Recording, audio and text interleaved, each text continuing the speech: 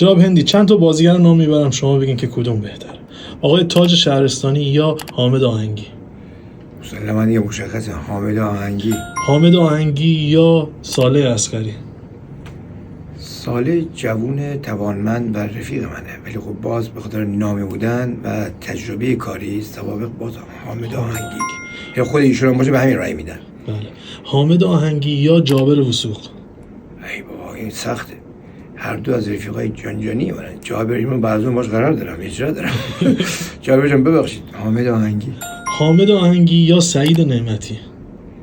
واو، هر دو همترازم با تجربه کاری بیشتر و هر دو 50-50 بگن قابل قبوله؟ نه، یکی رو باید انتخاب کنیم متاسفانه. حامد آهنگی دیگه، چون من یه بیلبورد میزنه 8 میلیارد میگیره. بله. حامد آهنگی یا نعیمه نظام دوست؟ حامد آهنگی. حامد آهنگی یا مرجانه گلچین؟ ایشون هم خوبه، ولی خب حامد آهنگی. حامد آهنگی یا حمید لولایی؟